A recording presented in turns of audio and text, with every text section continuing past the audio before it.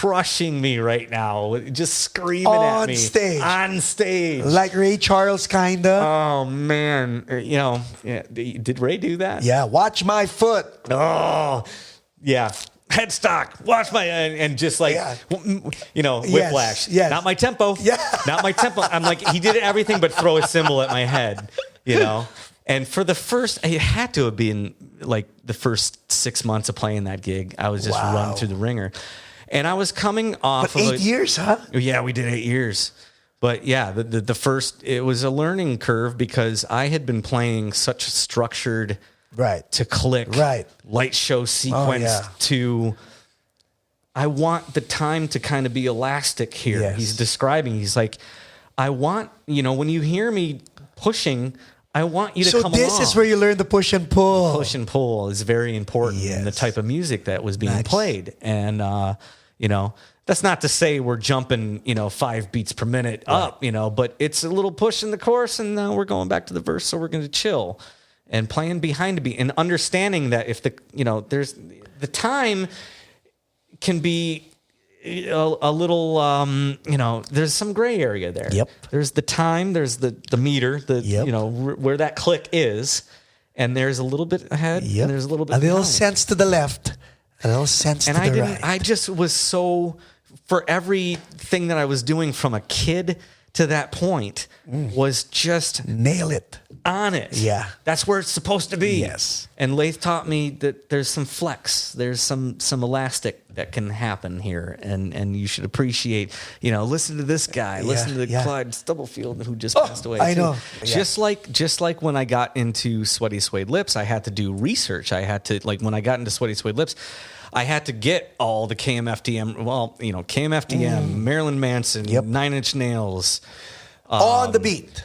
Yeah, and all that stuff, I didn't know it very well, but I was happy to be a part of something that was like that and did not have any qualms about doing the research and getting into the genre. So playing blues and R&B and Motown and that stuff with Laith was like, polar opposite of industrial electronic. So early on, I was supposed to go the route of prog.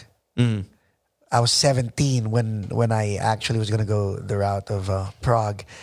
And then I jammed with a lot of cool Filipino rock legends. And so they were like the rock legends, right? And I was like this 17-year-old kid. And after the jam session, we were having pizza. One of them actually said, I like your drumming. You're very good. And as a 17-year-old kid, I was like, yeah. Props, yeah. And then he goes on, but you effing son of a bitch. In front of everybody. He's like, dude, if this was a basketball game, I was in the painted area asking for the ball. And this was the guitar player. You never pass. You open don't. Your ears. Open your ears. You don't know how to pass the ball. Yeah. And I was just playing all over the place, right? And then because of that, I kind of had to. Okay, now that I think we've all had. Maybe not all, but the ones that can have this conversation, we've had that person come up and say, "Hey, you got great chops." But I'm not paying you by the note, You're not going to be a millionaire at the end of this gig for all the notes that you're playing. Yes. Just, play pocket. The song, man. There's something to be said about that pocket. And then when he said the word pocket, I was like, I never understood that because I was. Yeah. What do you mean? I was like, I was on the beat all the time. It was my bandmate JJ, whom you met a while ago. Mm-hmm.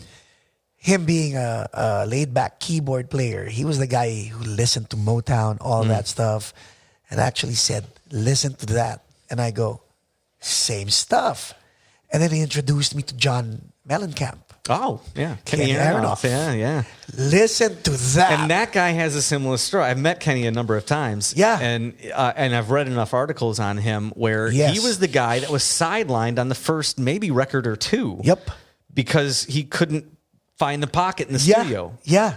He was pissed. Yes. But it lit a fire. He's like, I'm going to figure out what these session guys that are replacing me are doing. Like Jim Keltner can pull that beat He could stretch it like. Oh my Yeah, God. Keltner's great. You have a story? Yeah, well, Keltner's on the last couple of Laith Al-Saadi records. So, hey, if you're going to be replaced in the studio, it better be somebody like Jim Keltner. Right, there you go. And yeah, that's just, it's funny because you said Jim Keltner and I'm like, yeah, I know all about Jim Keltner. But right, I mean, those cats really know how to. No, and that's like a lot of, when I get asked, favorite drummers, blah, blah, blah. Okay, Manu Katché is great. Yeah. But I mentioned guys like, Steve Ferroni is great in the studio. Ferroni, yes. J.R. Robinson. J.R. Robinson does not get enough.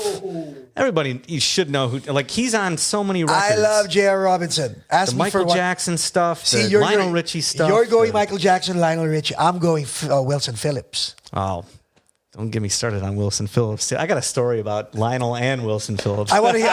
No, I do, but I don't know if I want to get that. Why?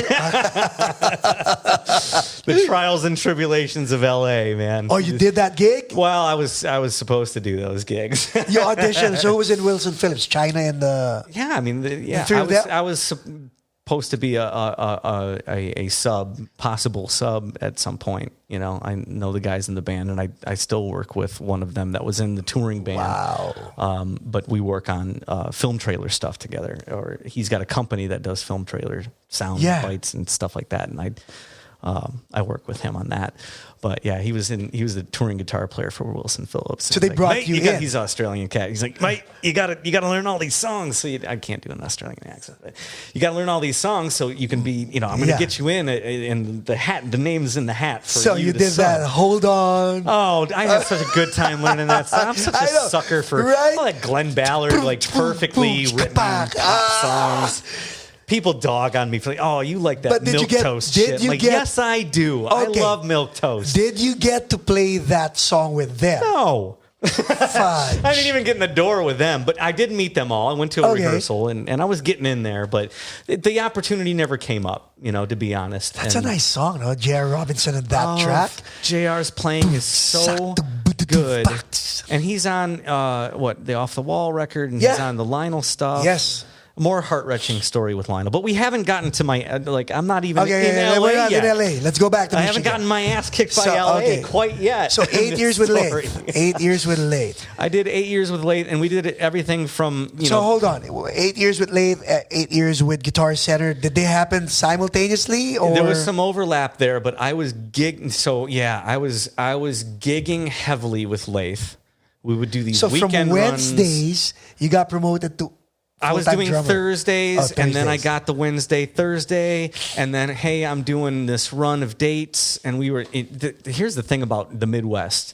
It's awesome to do this grassroots touring thing. You can set up your own tour pretty easily. Okay. And I shouldn't even use the word tour. I hate when people say, "Oh, I toured." Now we get in a van and we, it's still a tour. Yeah, you set up a string of dates or a concert. You're doing it, grassroots style. You're doing it yourself. Right. But the nice thing about the Midwest is you can get everywhere you need to be in 4 hours. Okay. You can get to Chicago in 4 hours. You can get to you have Detroit, Ann Arbor, Toledo, Cleveland, Indianapolis, Chicago. You can go the other way and go to Pittsburgh and in 4 hours. But yeah, you can literally, maybe sometimes there's a 6 hour drive, but you can hit a major city within 4 to 6 hours. Unlike here, you travel get to the East Coast and then you're bouncing around all over the place. So it's a different out there. And then Michigan alone, we played every city, big and small, from Flint and Saginaw, Grand Rapids, Kalamazoo, Traverse City, everywhere. Muskegon, Hell, Michigan is an actual place. Hell, Michigan? Yes. Played it. Oh, my God. These small towns in mid-Michigan, I look at my hand because my girlfriend loves when I do that. Mid-Michigan right there. But up north, they need entertainment too, and it's not like they have Detroit's 4 hours away. They're not driving to Detroit to see, That's true. You're going up there and you're playing a weekend at whatever, Slaggers, whatever. And Traverse City and Petoskey and Charlevoix, there's a lot of Chicago money there. People's summer homes on Lake Michigan, and there's a lot of money in those towns. So they bring you up and treat you really good and get you a room and 8 years, huh? we were doing, I started with him in 2004. Yeah, we were together. I mean, I'm still playing with him. So that's 16 years I've been with that guy. Oh my God. Laith Al-Saadi, everybody.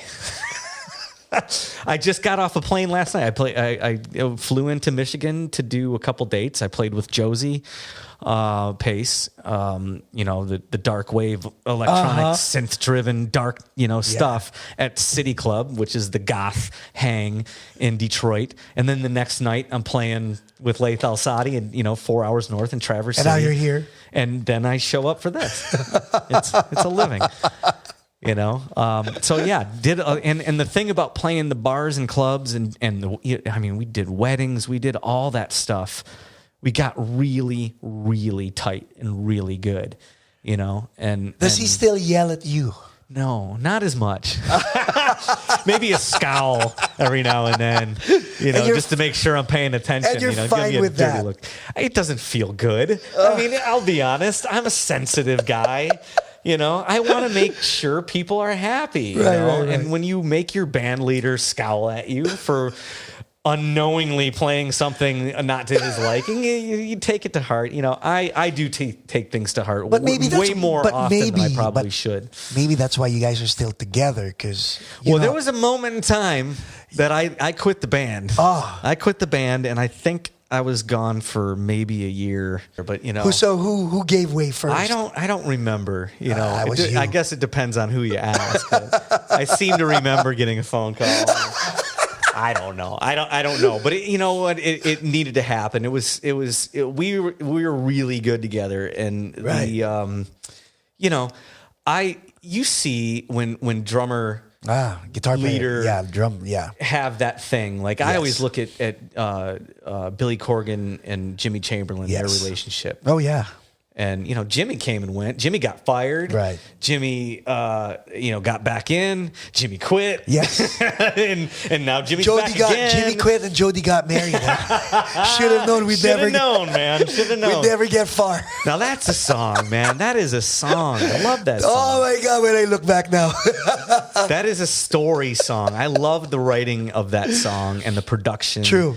Based on what you just said about the drummer and the front man, the way I see it, and I was talking to one of my guests, I always see the drummer as the quarterback, and the front man as the wide receiver.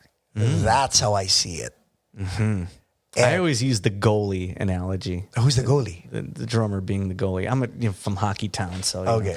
The goalie is or basketball. Because if you call yourself the quarterback, they're going to put you in your place real quick. They're going to no. I know. I ain't going to give you that much credit. But then again, think about it. But no, I see what you're saying. Like I tell people, I tell my friends, like a good band with a sucky drummer is a sucky band. The whole band can't survive. You can have a mediocre band with a great drummer, and that you can survive like that. That's why I take pride in our kind, and I say, and you can have a good quarterback. You can have some crappy, people on the line, and So it's like I see what you're saying. It's like Shaq and Kobe. Yeah. Shaq would take it. Exactly. Shaq would take it down, but Kobe would set up the play for. Yeah, there's got to be. It is a team effort, and you always have. There's got to be a relationship between whoever's doing the out front thing, man. I don't want that gig. That gig is sound. I like being behind my drum kit. Right. And coming up with the between song banter. I mean, there's a whole thing that goes along with fronting a band. Yeah. And they can have that position. So you're fine where you are. I am. So when did you go to LA?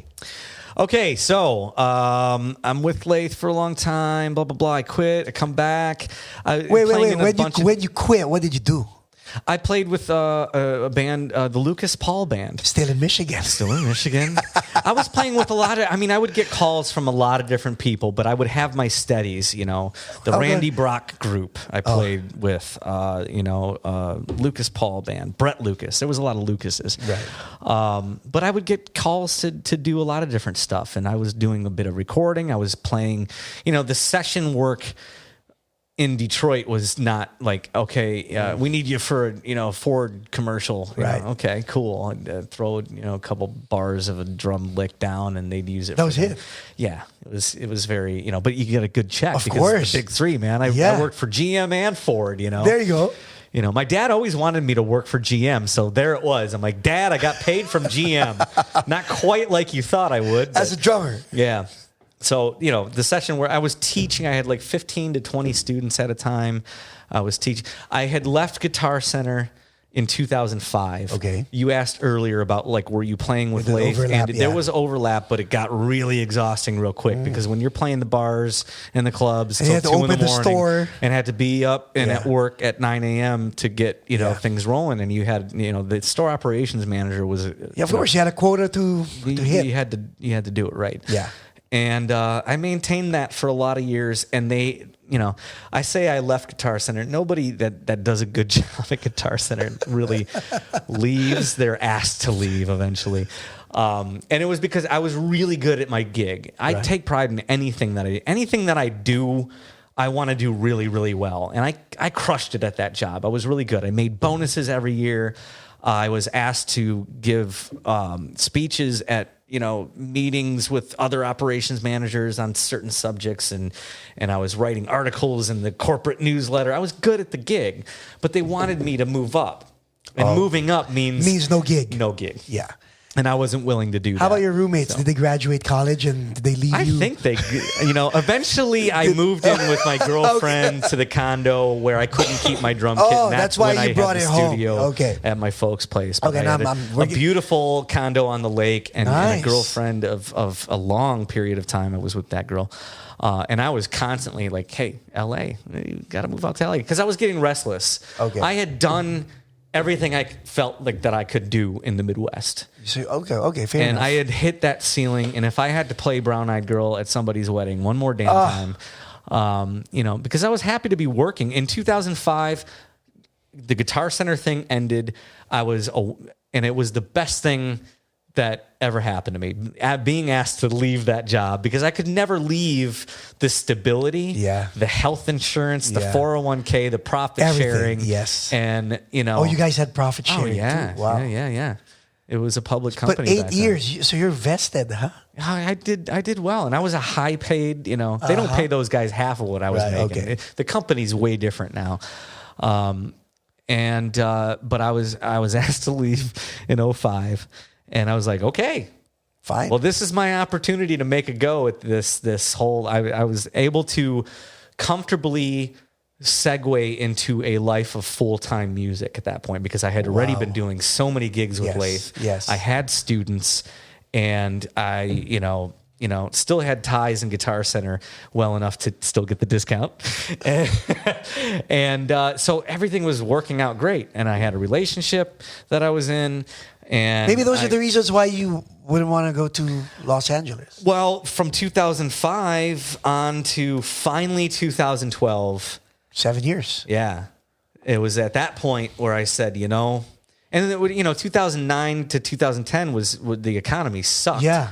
And there was nothing in Detroit. At first, it was like everybody was piling in the bars to drink their sorrows away, but then they ran out of money to do that, and the bars started being empty. I'm like, this sucks, man. I gotta make a go of this. And my girlfriend just would not budge. She was family oriented and just did not want to leave the. Did your sister leave Michigan, or is she? No, my sister moved to Jackson, Michigan, which was mid state. Okay, so about 30 minutes, 1 hour, probably an hour from where I was, and set up a nice home there. And she went the route of 4 years of college, got the degree, got the job, got the husband, had kid number one here, had kid number one a couple of years. So you guys are very everything. opposite. Oh man, yeah. She did it by the book, and I went rogue. Okay, so you told your girlfriend at the time, LA, and she said no. Yeah, she wasn't going. What'd you say? I stuck around, things were going fairly well until they weren't. Oh. And as soon as that relationship ended, man, it only took me a matter of, I think, 3 months to. Okay, so LA was at the back of your mind, and the only thing keeping you from LA was your relationship. Girl. Yes. A girl. Yeah. Wow. Wow. Girl and some gigs. Wow. But the girl was... Okay, so now, 3 months later, what made you decide to go to LA? Well, I mean, I knew that there's 3 cities in the country that you could really move to make a go of the entertainment scene, and that was New York, Nashville, or LA. Now, the reason why I'm asking you all these questions about LA is because I'm pretty sure our listeners, there are kids listening who are thinking the same thing. Yeah. My son, when things weren't doing well for him, when he was like 20, 21, told me, I'm going to Nashville. Because he thought he wanted to become a drummer or a personal trainer and go to Nashville and do that. He ended up going to Upland. Where's that? Where's Inland that? Empire. Rancho Cucamonga. All right. Not quite Nashville. I know, but still out of the house. So, okay. Yeah. So I'm fine with that. But you, what was the mindset? Well, a couple things. Still heartbroken after 3 months? No more. What, over the girl? relationship? Yeah. I was, the last 2 years of that relationship, there was a strain. Okay. There was a strain when I lost my job at Guitar Center in 2005. It became very difficult because then we had 2 completely different lifestyles. She was a dental assistant. I'm playing bars and clubs. So you guys weren't seeing each other anymore. It's funny because, I was getting home and she was waking up for work. Yes. And, it became like this whole... roommates. Well, yeah, and I'm like, hey, you liked me because I was the musician guy. Right. Now I'm full-time musician guy, and it's not cool anymore. Now it's interfering with our lifestyle. What the hell do you want me to do? Exactly. So there was some strain, and but for a lot of years it was a fine relationship. We worked all that stuff out. But yeah, by 2010, I was just like, this is not going well. Wow. And the last 2 years, we probably should have called it, but like the job. Yes. I had a hard time Just saying bye-bye. Yeah. But you were okay. Everything that I did, I was either fired from or somebody had to make the decision for me. It wasn't easy for me to do. Right. And that decision came to, when she said, very apparent. I'm done. Good. Let's go. Well, it wasn't that as cut and dry as that. One day you get a phone bill. You're like, well, whose number is this? And why are you calling this person so much? But it was just like such a, it sucks when a long-term relationship like that ends. But at the same time, I was so ready. And I was so ready to go on a different journey. Who found the phone number of whom? Was it she to you or you to her? I figured out that there was some conversations happening. And, I was like, who is this phone number? And what? Because the phone bill was like $300. I'm like, what the hell who is this? And you're in the Times. I'm like, calling this person on the way to work every day for like a month. Wait a minute. And it was just like this like, yeah. So that made it easy. It made it easy for me. Yeah. And hell, I was no angel either, but she got caught. Yeah. That was the difference, Okay, so LA bound. Did you say goodbye? How'd you say goodbye to mom and dad? Well, there was a period. I think there was. I say it was 3 months. It was a little longer. I had some things to do. Like I had to get rid of this condo. Right. I had to. There was some things to do. So I started, making those arrangements and getting out of, So that was stressful in itself as well. Well, yeah, because the housing market was just.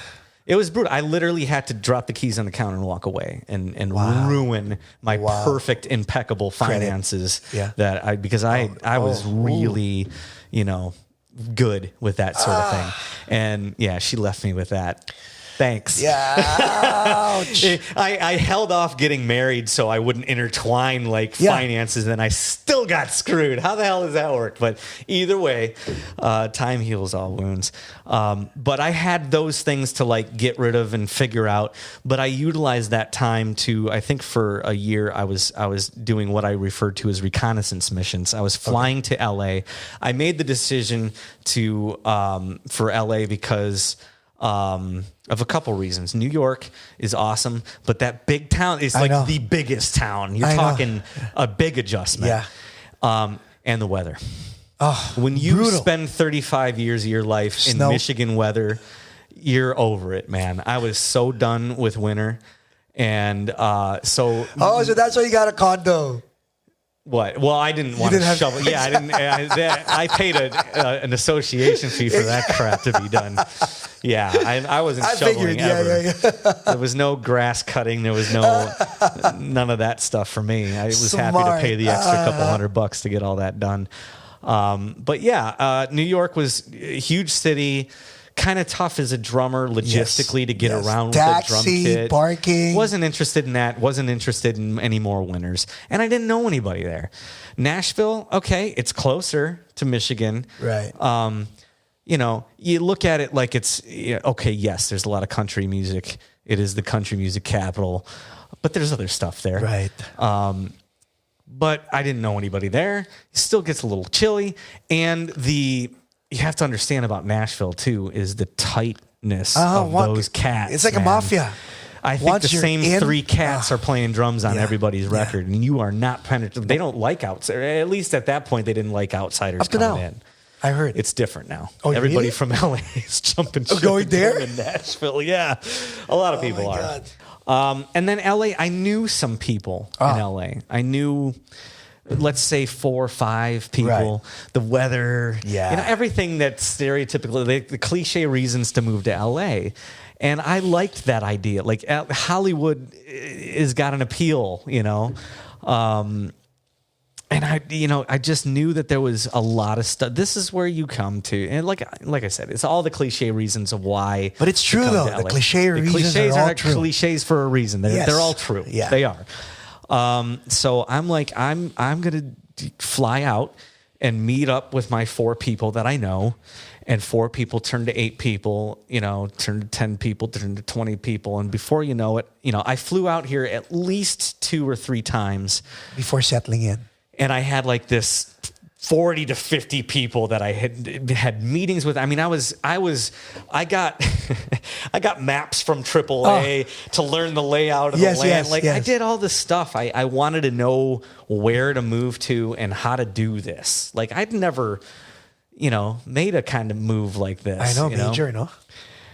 What's that? Major move. Yeah, major move. Yeah. And on my own. It was supposed to be with Ken Roberts, my production partner of now over 20 years. At that point, it was 12 years. This was since 2012. Sweaty Sway Lips. Yeah. That's a long time, since 1998. And, he would come. I think he came out with me 1 out of the 2 or 3 times and checked it out. And... he said no. He bailed on me. I made the move, and he was still. He's like, "Yeah, I'll be there. He didn't come out. So was it brutal when you came in? When I came to town in 2012, February 10th of 2012. It's my anniversary. Happy 8 years anniversary, in LA. It was. And as many times as I flew out and did these reconnaissance missions and made a group, like I had my core group of people that were just like, everybody had the same thing that they said. You just need to be here. Yeah. You need to come here. If you're going to do this, you'll get the work. You've got that Midwestern work ethic and you've got the chops. You just need to come and get the LA address and, set up shop in the Valley somewhere like we all do, Everybody moves to North Hollywood. Not anymore, kids. They've priced us out.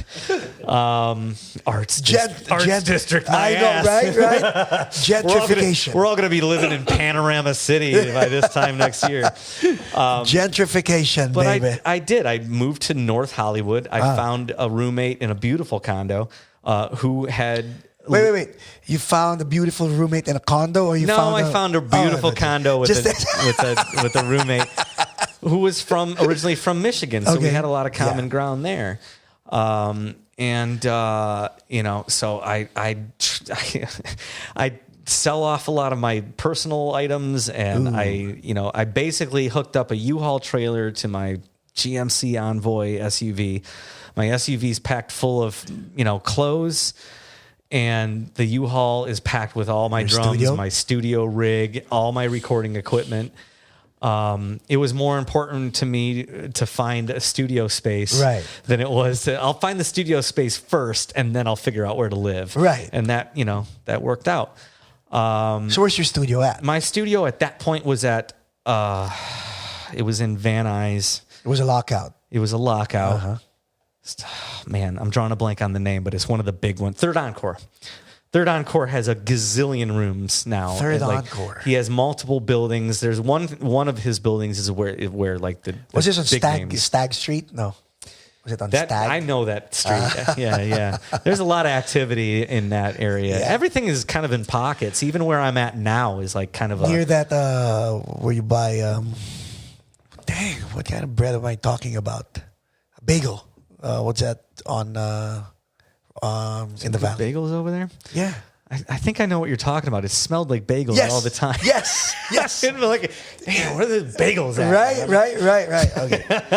Oh yeah. So I drove cross country with a trailer full of my gear. Third Encore, huh? And got to Third Encore, unloaded my gear, got to the condo where I'm, living, and the next day started making my phone calls to all those 40, 50 people that said, you just need to be here. We'll help you out. Just as soon as you get here, make that, give us a call. Wow. And in true Hollywood fashion, not one of those sons of bitches answered their goddamn phone when I called.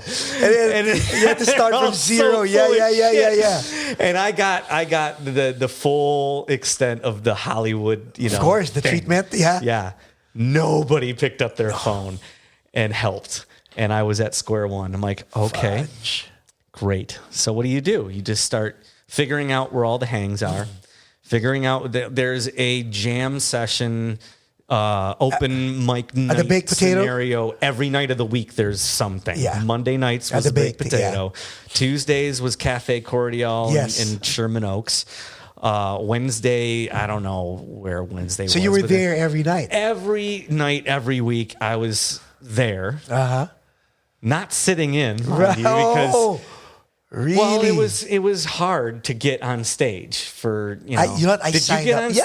stage? Did you get At the Bake? Okay. Yeah, I see, signed up. I'm such a timid creature. I got better at things as I went, but still to this day, like I'm that kid. Corey Feldman was there the night I actually went on stage. Oh, is that right? Yeah, I have a story about who I had to follow up my first time sitting in at the Baked Potato. That's but fun. yeah, I'm not one to muscle my way into anything. I don't have that gene. I look back in like when I was on the playground in grade school, my first, when I moved schools in 4th grade, and I'm standing there watching all the kids play football, and I'm waiting to be asked to do you want to play? I'm not like, hey, let me get in there and like I don't have that, and that sucks. I get that. I can acknowledge it. I've tried to change that about me, and it's just like I have a hard time with that, and that's That's why you. it took me a long time to get in and get up on stage and play. And even when I did, I didn't feel good about what I did on that damn stage. I finally, after weeks of going to these things, especially the Baked Potato, I'm there one night, and Danny, you know how it starts out. They start out every one of these. This is imitation, intimidation 101 here, kids. This is how LA jam sessions and open mic nights work. The house band starts the evening. Yes. So you are in attendance, and you're watching like a super group of musicians that you know and love from records that you've purchased. They'll finish a set. Yeah. And they do their 4 or 5 songs, guns a-blazing. And for me, I got on the list, and I was going up first after the house band got done. And the guy on the drum kit was Danny Carey from Tool. Oh! Wow. So, yeah. Wow. Careful what you wish for, kids, because, I had to follow up, Danny blazing chops. And what I thought was cool at the time was, and I don't know if you're a double kick guy. Yeah, I could. Okay. So I like double. I could watch. I like double kick stuff, and I use the double kick pedal like Neil did. Yes. Neil didn't do the, driving 16th notes, maybe on a song or two here and He'll there. blast. But there's something that I do with like drum fills and adding the doubles and in betweens. Yeah. So I like the double pedal, but go to an open jam night, you will not find a double pedal on a kit. Well, unless Danny Carey's playing at the beginning of the night. So Danny gets off the kit, and I go up there, and I'm like, hey, Danny, my name is Mark. Do you mind? And I tell him quickly, I'm like, I never get to play a double pedal at these things. So do you mind if you leave that up there for me? It's his personal double, DW 5000, And he's like, yeah, go ahead, man. Go ahead. It's cool. Was he a nice guy? Oh, super nice guy. Okay. And gave me props afterwards, too. He's a super nice guy. Tall, very tall gentleman. But I get to go up there, and I sit down at the kit, and of course, it's an uncomfortable setup because he's a monster, and he gets to set up the way he wants. Of course. And when you do these open jam nights, you don't get any time to work out the angle perfectly to your ergonomics. Yeah. You don't get to do that crap, and that drives me nuts because I like to be comfortable to be able to do my thing. And there's actually YouTube videos out there right now. One, Ken Roberts sent me one not too long ago about that very thing, like being able to sit in on somebody else's kit, being able to do these open jam nights in big cities like this. In New York, you're never using your own kit. Nope. You're using the house kit. Deal with it. Yeah. Deal with it. So I sit down at this kit. And, I've got my buddy Gene Makovsky there, who I met at the Baked Potato, who's still a friend of mine. One of my very few close, you can trust friends in Hollywood. And we're playing these tunes, and I'm using Danny's double pedal. And Danny's a big guy, man. So you got it all spread out. Well, it's not that it's so spread out. It's the backswing of the beater. When he sits down at the kit, the pedals just go down. You know, so the pedal, the beater is set way back. Yes. So with every beat, I'm getting the backswing of the beater to the top of my foot, just pelting me in the top of my foot. Right. That's a very tender area of your foot. Yeah. So I get off the kit limping because with every beat, I'm getting punched in the top of the foot by this DW 5000 beater. Which you like? For the 9000 really, I know, right? But that made for a great conversation piece with Danny Carey out back. The back patio where we all end up, smoking and drinking back there. I come out there and Danny's, sitting on the hood of his Porsche, and I'm like, thanks a lot, man. And I tell him the story, and he was just laughing. But he's like, yeah, I heard you in there, man. That was really, really good. And I didn't think it was really good, but he gave you props. He gave me props, and I learned, there's articles in Modern Drummer, and this is a really good thing to learn too.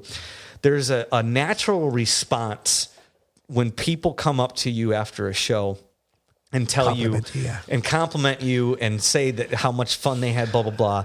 And there's that, yeah, well, you should hear me on a good night, or there's that, into like what we really feel like we should have sounded like, we never sound like, blah, blah, blah.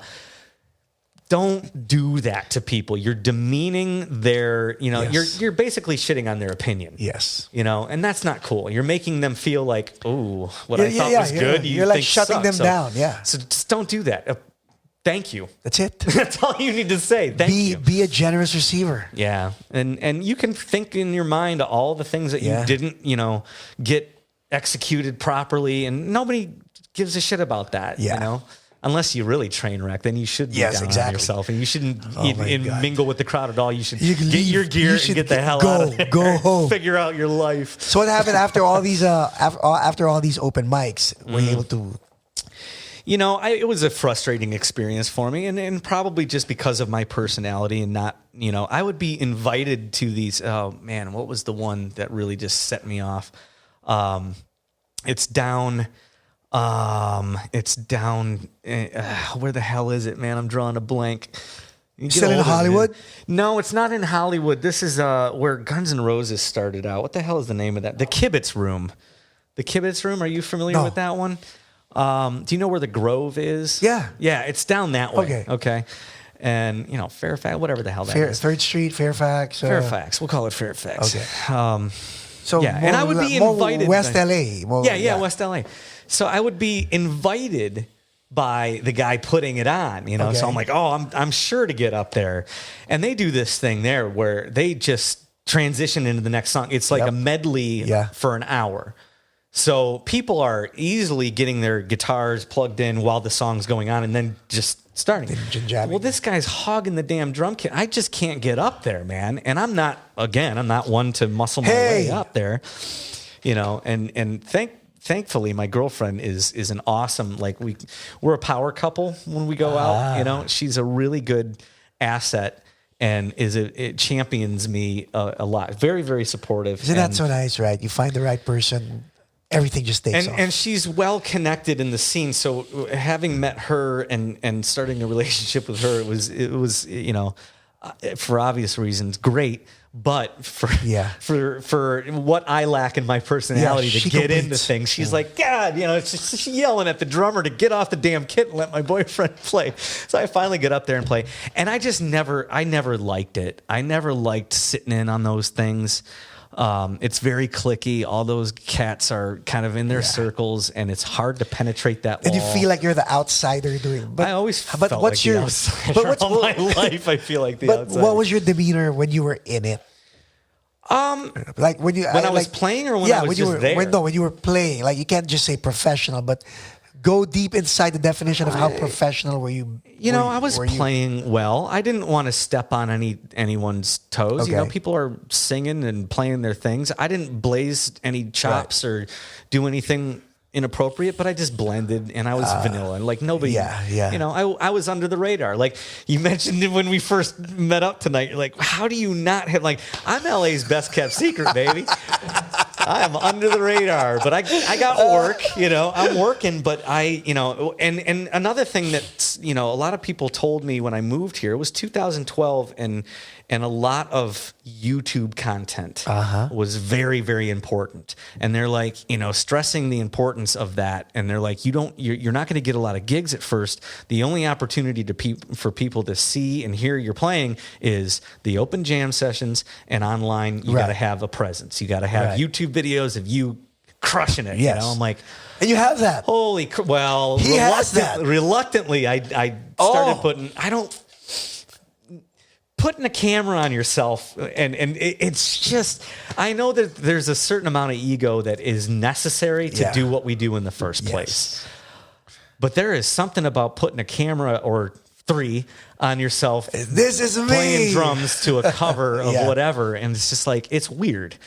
And I was never comfortable with it. And for me, it has to be a production. Like there has to be different cuts. Like I got this one where and I never, they're like, you got to choose a song to do a cover to. And I'm like, I'm choosing songs that nobody's going to be looking up because it's like, I did a BT song. Oh, who the hell is BT? Not BTS, the Korean, you know. BT. BT is an electronic artist that I like a lot. And I found a recording that. Minus drums. Where where real drums over the top of that were going to sound awesome. Yes. And I did that. But of course, nobody's searching for BT drum cover. But you know what? I understand where you're coming from because as outspoken as I am and as type A as my personality is, and I have this studio, I've only covered one drum video on my channel. That's it. Yeah. I couldn't get myself to do it. Yeah. I don't know. It's a tough thing to like, you know, watch the playback and who the hell am I? Like even coming here, like I'm used to being one of many. Right. In an interview this setting. Is you now. I know. And I didn't really think about it until the drive here. I was like, who the hell am I to take up? I didn't even think I'd fill an hour. And we've been sitting here for like 2.5, whatever it is. Nice, right? I've got decades of stuff to like, because I never get an opportunity. And I'm fine with that. It's like, I'm fine with being in a band setting and going and doing a radio interview to promote a show or a record or a video or whatever. And I've done those with Josie. I did those with Sweaty Suede Lips. I learned how to do interviews, but it was these brief moments of like, oh, what does the drummer have to say? Oh, never mind.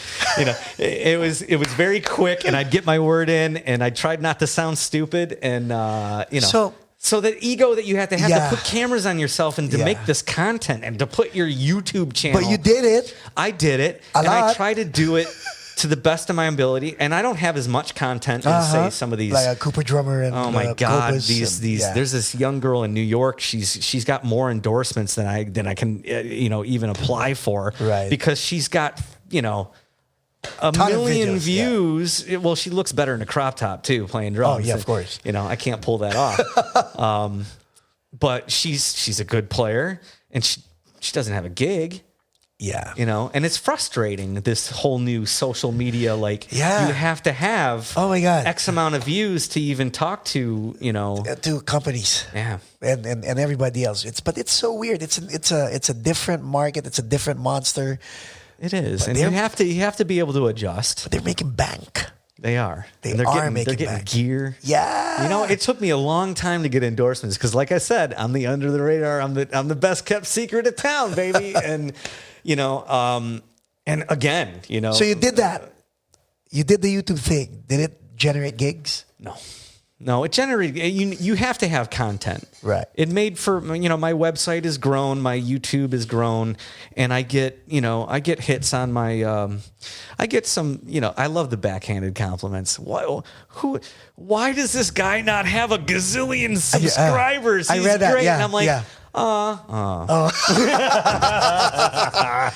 and it's all good. Even right now, before the podcast, I actually said, "Dude, you gotta have more than the number of subscribers you have." I don't really know how to drive it up. I just do what I do. If I want to do I'm not going to go out and do a drum cover of whatever's hot right now just to get plays. Yes. I picked a BT song. I picked a Lamb song. Everybody's like, who the hell is Lamb? Not Lamb of God, not metal. No. This is a electronica band from England. Lamb did the whole... and I did it in black and white with multi-camera. I had to make it a production, because I just don't want it to be a drum video. Trip hop. Thank you. Yes. And I have a whole... Right? You know what? I think you and I are kind of kindred spirits because the music that you mentioned Duran, you mentioned Rush, and then now we go into the trip hop thing. The 90s for me was very cool with that. Okay, you had all this mainstream stuff, which was a melting pot. We had Seattle stuff. We covered that all earlier. But you also had this trip hop thing. Yeah. Massive Attack. Yeah. Portishead. Delirium. Yes. Hooverphonic. Lamb was the first artist that I listened to, by the way. And I did trip hop. Open what the hell song did I do? Open up, whatever. Search Mark Damian Lamb cover, and it's.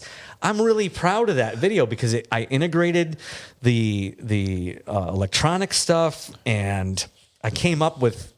I can't even listen to that song without the real drums that I put down to because it sounds empty now. Exactly. And I got props from them. They, of course, I put it on YouTube and it got kicked back for copyright infringement, and I'm like. What do I need to do to fix that? Because this is a really good video that I'm proud of, and I don't feel like a dork doing. I want this to be up. So I contacted their management, and then ended up having a long distance conversation with the manager and the band. Oh, that's and the band nice. checked it out, and they're like, "Hell, that's really good. Go ahead and you got written permission to use it and put it up." So I sent that written permission to YouTube, and there it is, and it's got a few thousand views. It's nice. It's nice. And then. I like doing the, I set up the GoPro when I'm actually tracking. I have a studio in North Hollywood where I keep my drum kit mic'd up and ready to roll for clients to contact me, and I track for a lot of different people. Some stuff doesn't see the light of day. I don't care. I got the check. It's fine. And some stuff, like the Josie Pace stuff, I'll, if I'm recording it there or anywhere for that matter, I just did a session for her in Michigan while I was there. And I set up the GoPro and I'm happy to make these, maybe I try to keep it short. Like snippets of 1 minute, 2 minute. Here's me in the studio tracking this song and make it, so it's original content. So it's not going to get the views, but I'm going to be happier doing that because it's something that I'm doing artistically and creatively. And Josie's doing really well in terms of, we've been working with her. Are you her producer? Ken Roberts is the producer of this. We've been a team for a long time. And he found, when I moved out here, he was like, I need to find, we were adamant about finding a female artist. Right. And he would find these people. He'd send me some stuff and I'd be like, okay, cool. and I tracked some drums for it. None of it was as exciting as we'd hoped, but we were working on stuff. It was a good practice of, working with somebody on a producer level and doing tracks for him. And then he found Josie, and they started working together, and they sent me a couple things. I was like, oh, here we go. This is good stuff. So it got you excited. It got me excited. We did a song called Torn. That was the first one that we did. And Ken and I can't call myself a producer in the musical sense with them. I am. You have to find your place. Okay. Instead of fighting a lot about direction and stuff, I just let Ken take the reins on this one because it was the right thing to do. They're working closely together in Michigan. Same logistics also. Logistics plays a part. Ken has a very focused idea. It started out with me, interjecting here and there. And I guess on the executive production side of things, I'm helping any way I can with, I know about the BMI publishing stuff. I know about, the administrative and operational stuff. And, I'm helping out with that. And, production ideas. I throw things in, and some of them stick and most of them don't. But that's part of it though. But I think just knowing when to say, look, you guys do you it. got it. Yeah. You got it. And he can still he wants my opinion on Which mix is good. stuff. Yeah. And it's hard being a mixing engineer in my own right without the bias. And and every time I'm like, hey, the kick and snare just need to. You're the drummer wanting to hear the drums. I'm like, no, I'm thinking. I'm trying to sell him the idea that you're the drummer that wants to hear the drums. I'm thinking of the whole thing, man. And there's a lot of, like I said earlier, when you get a lot of creative people in a room, it's not always going to be, rainbows and daisies. Yes. It's hard. Yes. And, you got to allow things to happen a certain way. And Ken's doing a great job producing what this is. And Josie and the three of us work really well together. And, they had to sub out a gig where I couldn't do because I was gigging somewhere else, and they hated life. And I shouldn't say that because Bob was my recommendation, and Bob played awesome. So he did great. But they're like, yeah, he did great, but not you. Yeah, so I feel valued. Yeah, that makes me feel warm and squidgy inside. So, and I'm sensitive, so that matters. But yeah, you got to find your role, and I know that they want my opinion on the production, the mixes. When I am there in the writing sessions, I'll throw down a keyboard part, or I'll program a drum part, and then I'll record the real drums, and so I'm contributing, But I'm not going to sit there and say I'm co-producing anymore, as much as I wanted to. I think that it's just music production side. Yes, he's the producer, but collectively we're all trying to set these goals and figure out, step by step. So you're a team. Yeah. And Ken and I came up with the concept a while back about, seeing how social media and the instant gratification that has to happen in today's market. We had this idea some time ago, but we've been in this gray area of do you release a CD, a hard copy of your music, or do you focus on, online content and this and that?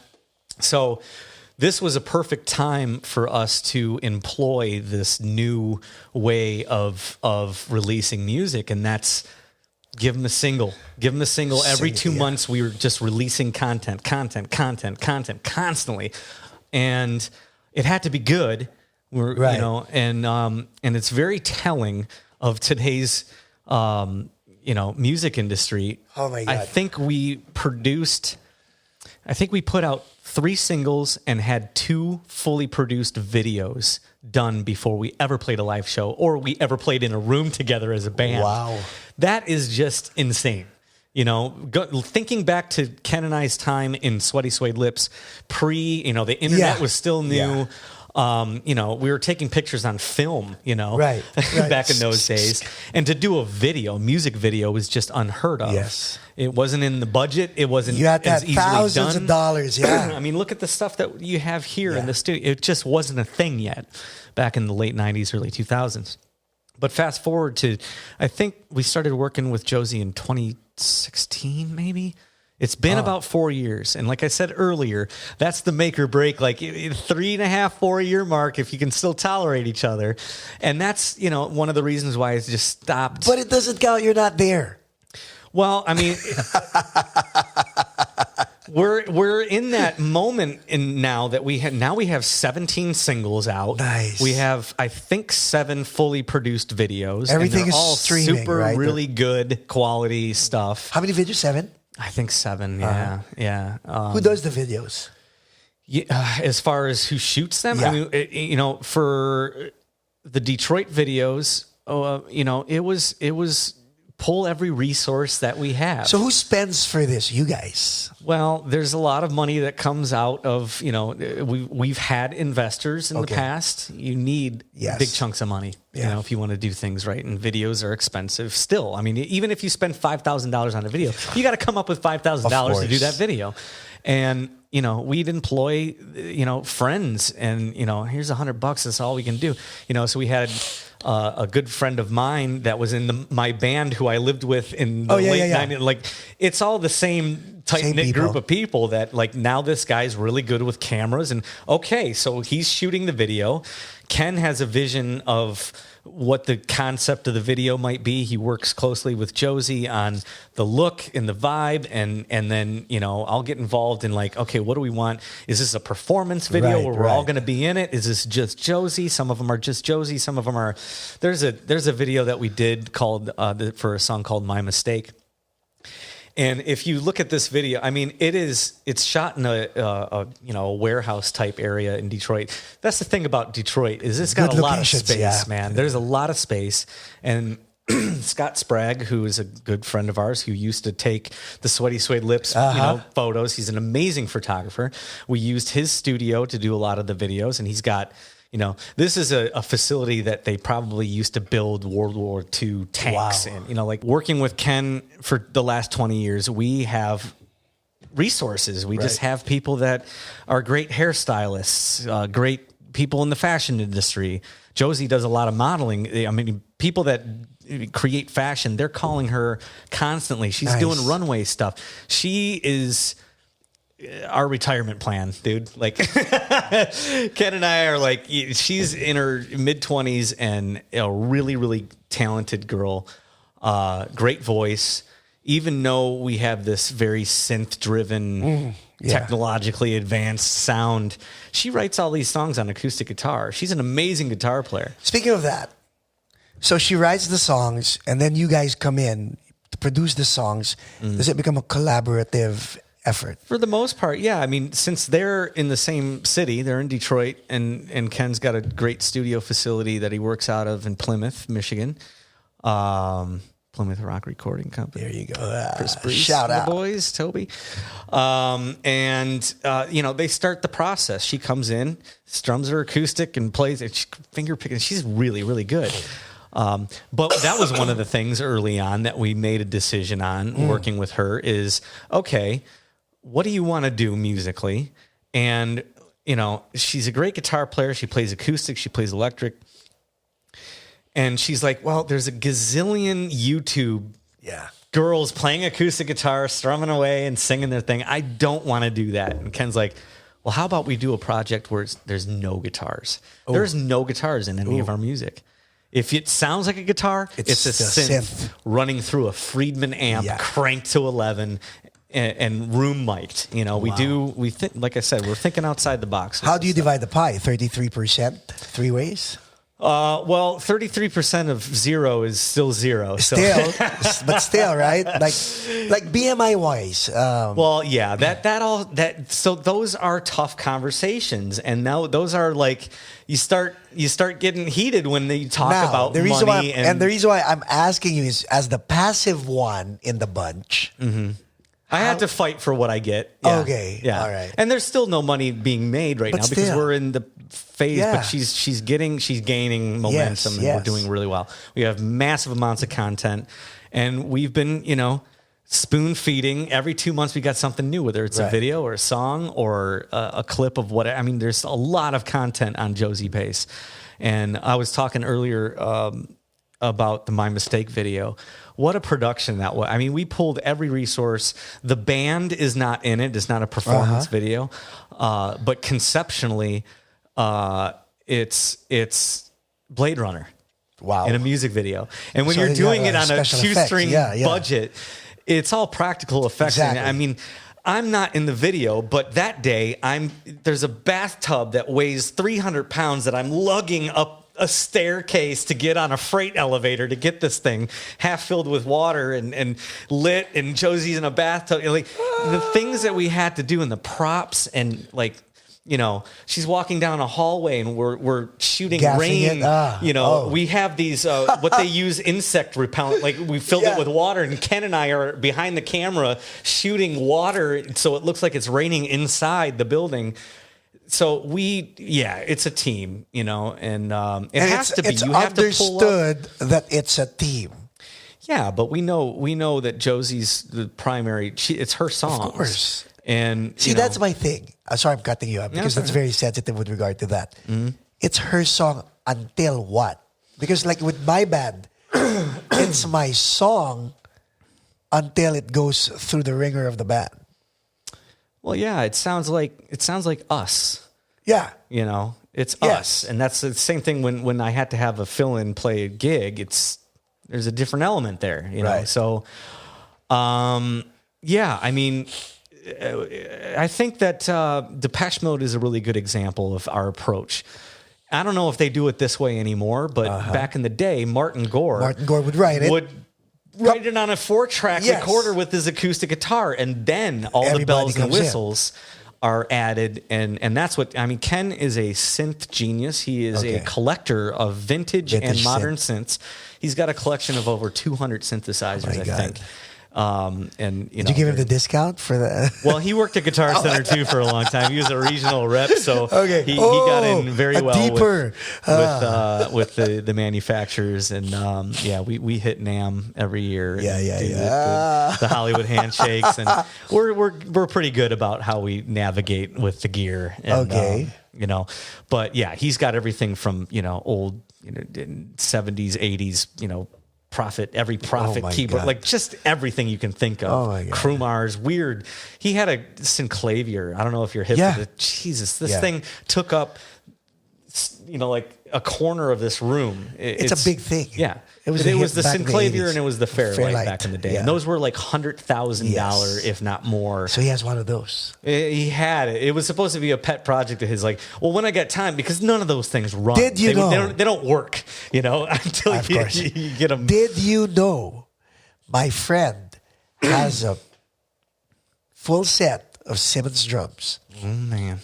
I love them Simmons. Mint condition. From the kick to the toms to everything. Okay, so I love the Simmons. I never got to play the Simmons. I watched Roger Taylor use the Simmons. Everybody had the Simmons.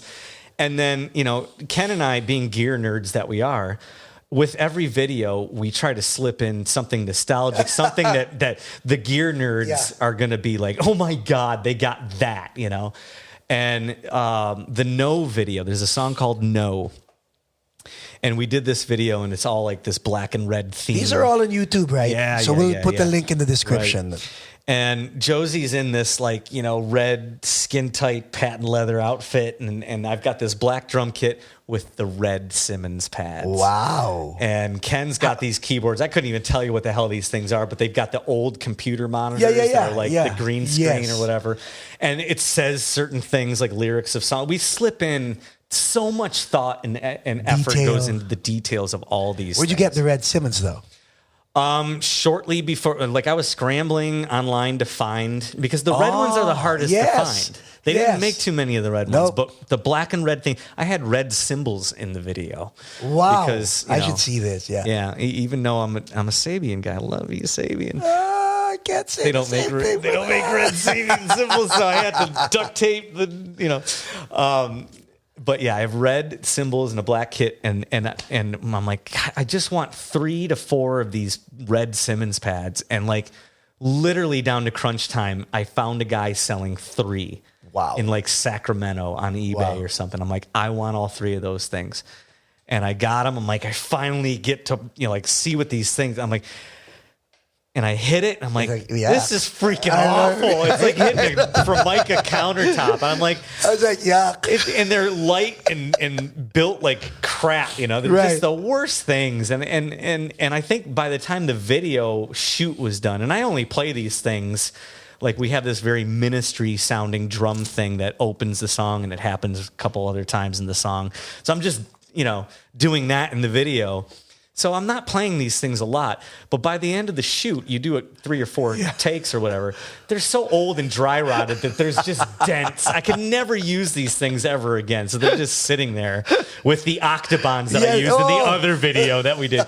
We do fun stuff like that, to just keep the gear nerds in us, appeased.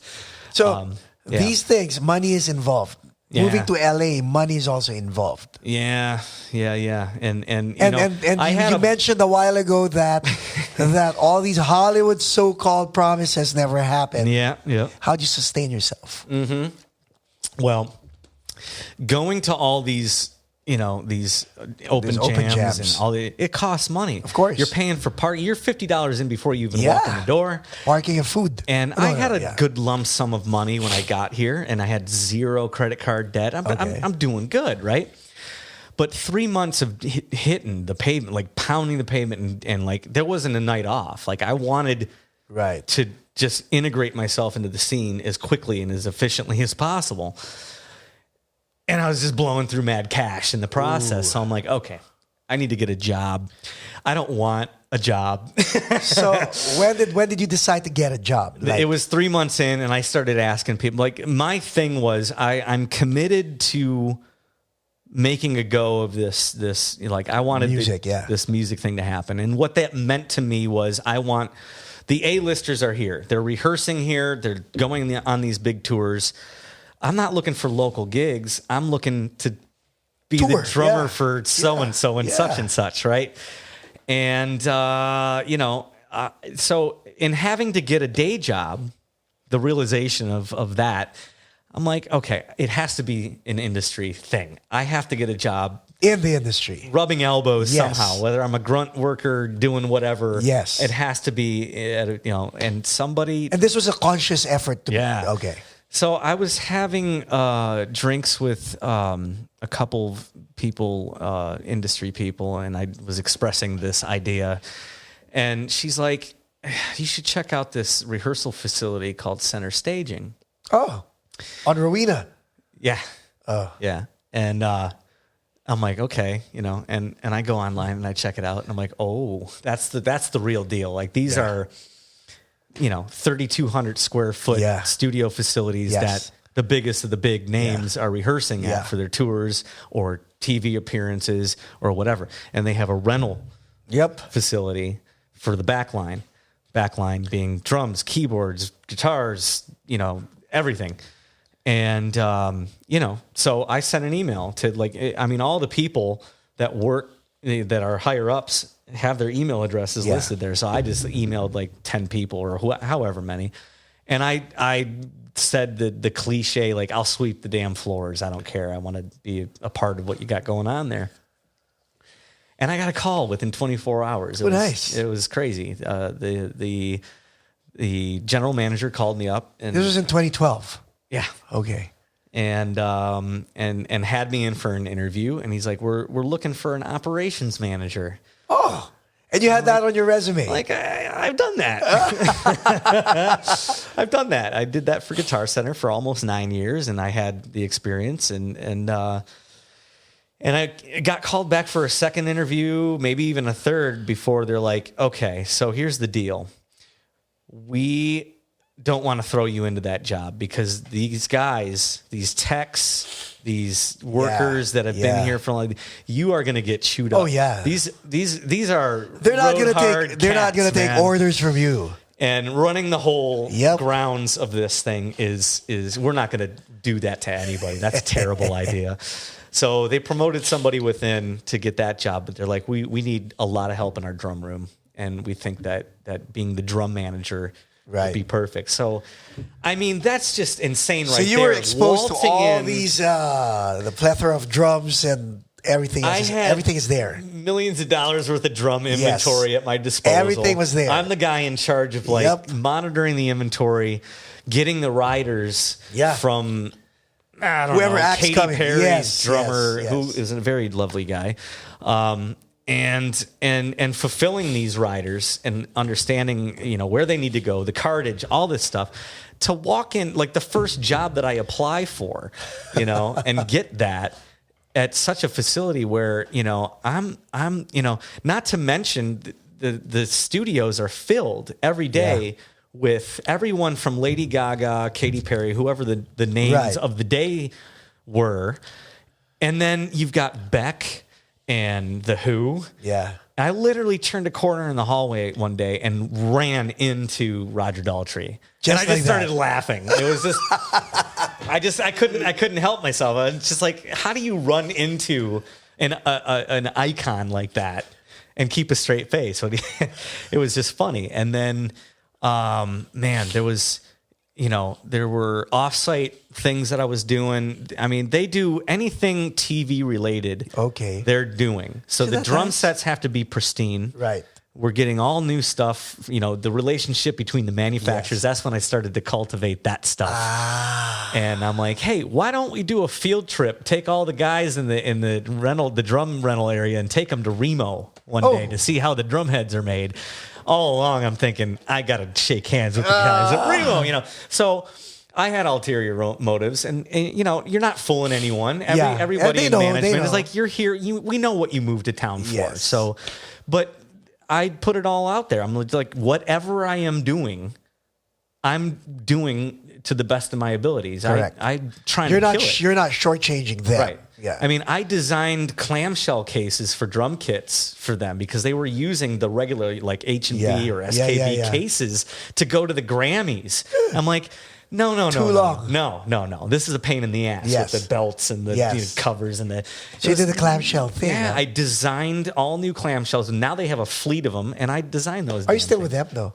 No. I started getting gigs, and I had to quit. How long were you there? I was there for a year and a half. Nice. And I learned a lot about how the industry works on that level. Like when you're delivering gear to the Ellen DeGeneres show and the Tonight Show, and I remember the first offsite job that I had was the MTV Video Awards.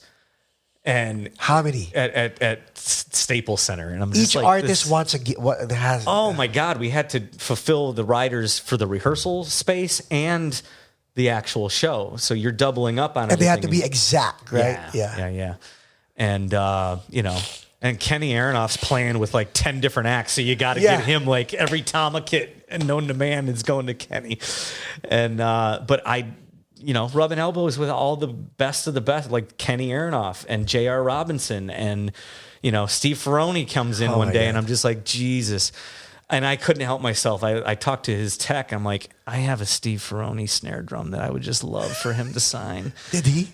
Yeah. He's a super nice guy. I had met him at Cafe Cordial on an open jam night. He was the opening, Oh my God. And I'm like, this guy played on some of my Brian Ferry records, Mamuna, Notorious for Duran, and some cool stuff for Clapton, and has been, and Tom Petty and the Heartbreakers since the 90s.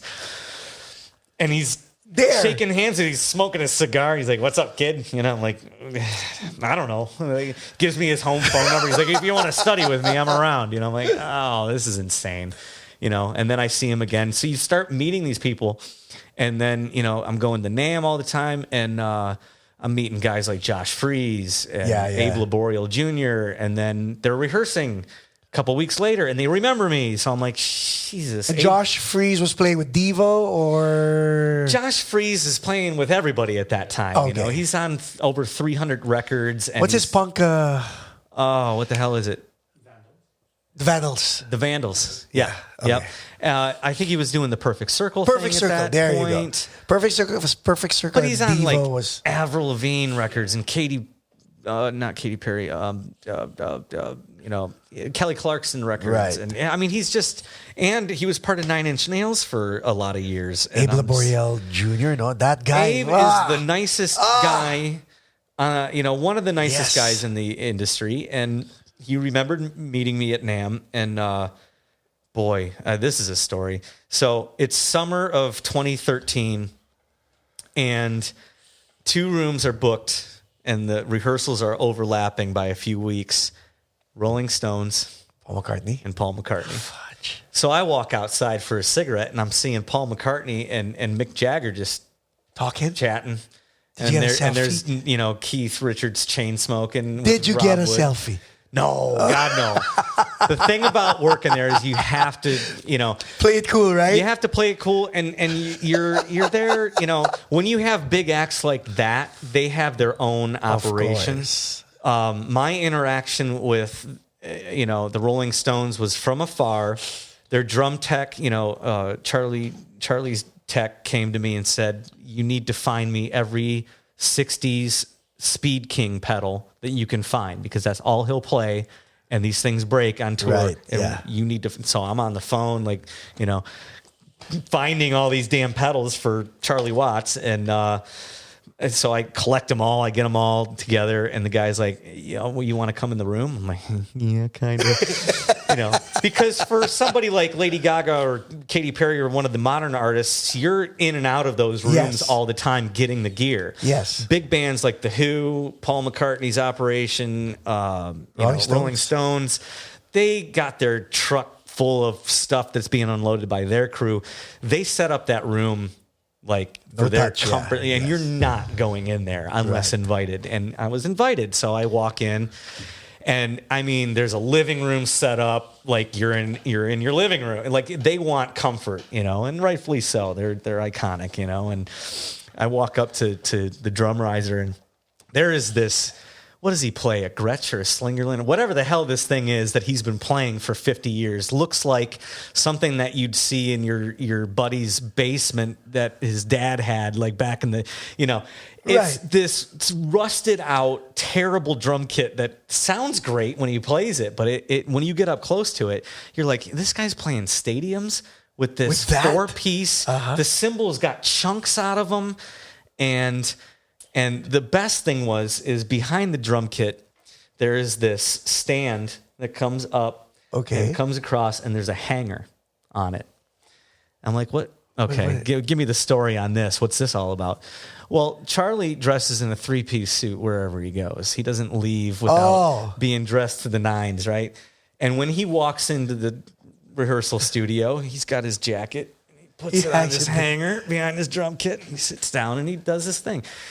And the nicest guy too. He was the only one that stopped at the gate where everybody was waiting to get a glimpse. He would stop the car and sign, drum heads and autographs and stuff. But that was a trip, man. Seeing your heroes, and Abe Laboriel Jr. playing for Paul McCartney for like over a decade at that point.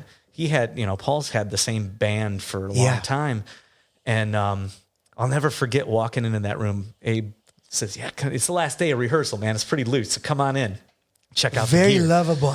Such a cool dude. And he's like, "Yeah, come on in and check out the gear." And it was the last day of rehearsal, so all the band members had their like wives and kids, and they're about ready to ship out on this tour that's going to last God knows how long. And I just remember the vibe in the room. These guys are all like, they're on retainer for over $1 million. They don't even have to be on tour. They're just retained. Yes. And the word retainer these days is non-existent. Exactly. To keep everybody up to speed, this means you're my drummer, and even though I'm not touring, I'm paying you a salary to just be available. And these guys are making a lot of money. Reel back. And they're playing with Paul McCartney, a Beatle. And the vibe in the room was like, our lives are perfect. I can't describe it any other way, man. It was so laid back and so comfortable. Wow. And Abe has me come up to the drum riser, and he's got these little screens, these computer screens, like for what? Well, and there's two of them. There's one by his ride cymbal, and there's one mounted on the kick drum. I'm like, okay, give me the story on that. Yeah. He's like, well, I sing back up a lot, and there's a lot of material, so he gets the feed of lyrics on one. And I'm like, okay, well, what's the other one? Well, the other one is a camera that's fixed on Paul from the front, so he can give him cues without turning around. Just gives him cues of when to stop or start or whatever. Redo the chorus. We're gonna keep it going. Whatever. Wow. And it's that's cool stuff to figure out. Because you might see it on TV or see it on tour, and you just don't know what the hell that is. So when you were in this time of your life, this was like okay. Now it felt like LA, right? Yeah, I had been to I shouldn't say I teched. I schlepped gear at the MTV Video Awards, the Billboard Music Awards, the American Music Awards, and then I was at all the late shows, like the Tonight shows. Leno was still on there, and I got to meet the equipment manager there, and I got to go to all the shows and deliver stuff, and then the big one, the World Series of award shows, the Grammys. I went to the Grammys and got in a little bit of trouble at the Grammys because the way the Grammys are, and I don't know if I'm giving away anything that's not known already, but most of these award shows, they're not really playing anything. It's all the track. Really? The Grammys are live. The Grammy Association says no. Everything is going to be performed. And they have a lot of performances on the Grammys. Yeah. So it is a well-oiled machine of the backstage is like a rotating. Everything's on risers. Everything's, on risers. Right. And like a rotating, like a record player. So it's like pit stop. The band's pit on. Crew. And it's going out to the parking lot where I'm supposed to be taking the gear and casing it up after the performance. But I got the itinerary, and I'm seeing the bands that are on the list of who's playing, and I'm like, Sting and Bruno Mars. I'm not staying back here for that. I want to go up there where the action is. So I left my post, and I went to where the I'm right behind the amps. And I'm, watching Sting's walking past me with Bruno Mars when they're done playing. I'm like, oh, that was cool. And then I, walk back to where I'm supposed to be, and I got an earful. Man, where the hell were you? Because any little change in the process, it's like everything's backed up now, and we're TV, man. It's you got to go. So I got a little heat for that, but it was worth it. It was cool. Were you able to get your first gig because of doing that? It's an interesting thing. The answer is kind of yes and no. The facility has A&R offices. Okay. That different manufacturers will rent space to do their artist relations stuff. That's where I go. Right. For Zildjian. Zildjian has a room there. Some in-ears. Roland has their Roland and Roland is who I got in with, and I like Roland because I use Roland Electronics, and the rep there at the time, him and I got along pretty good, and he hired me. I was hired by Roland to play their electronic kit in a video promotion for a new synthesizer. I think it was the FA06 or some whatever the hell it was. But I'm just the guy behind it. There's the keyboard guy that's nicely lit because it's featuring this keyboard, and I'm the dude in the back playing the drums. Playing the drums. The track. And apparently it wowed the folks in Japan, or and when NAMM came up, they wanted us to perform this piece 3 times a day, every day at NAMM. So I got the call for that gig. Nice. And things started just rolling in at that point. I had gotten a gig with a Vegas artist that had a residency at the Stratosphere. It's like a 2,000 seat room with a big, band horn section. So you strings. did the whole Vegas thing also. Doing that, and then he wanted me to come down to Mexico City, and then he wanted me to do Europe with him, and all these things were happening, and I'm trying to work my day job and give it 150% there, but stuff was happening. And I was doing these gigs and traveling and taking as much time as they'd allow me off of work. And then this NAMM thing came up with Roland where they wanted me for that. And NAMM had interfered. It was a year that I think the Super Bowl kind of screwed things up TV-wise. So the Grammys were happening. They had to move the Grammys. And the Grammys were happening the same weekend as NAMM, which you don't take the days off of course. Leading up to the Grammys. That, like I said, is the World Series of award shows.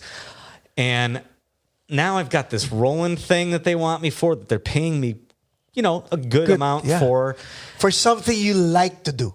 Yeah.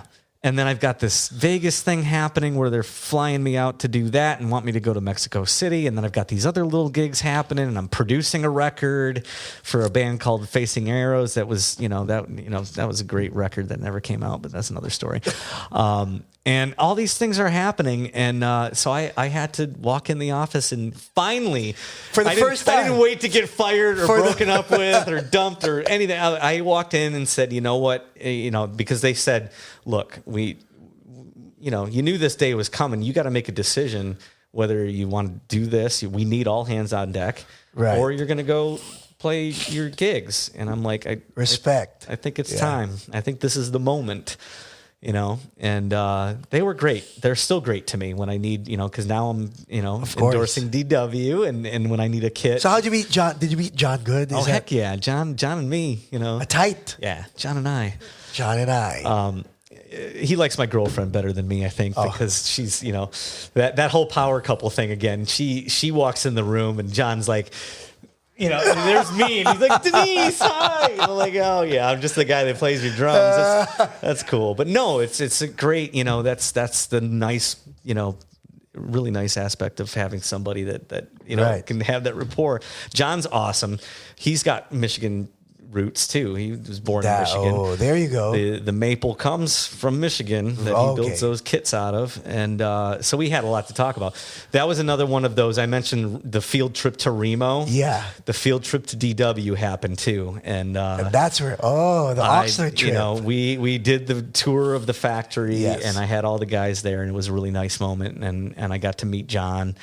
And how'd you ask for the drums? Well, or did you wait for him to give it to you? It was a couple. Man, that was 2013. I didn't actually sign the papers to be an endorser until 2016. Wow! So I cultivated that relationship first, along with Sabian and Remo and Roland and everybody else that I'm with, and 64 audio earbuds. There you go. It took a while because I didn't have anything to offer in terms of like these big gigs. I was playing, but how do you ask? I had to wait for the right moment to pull the trigger on asking for hey, I want to be on the roster, and because in all honesty, I don't ask because you never did. I don't ask to, I'm not looking for free gear for the sake of free gear. Right. And it's not the 80s anymore. Nobody gets free gear unless you're Neil got free gear. Josh Freese might get free gear because he's on everybody's record.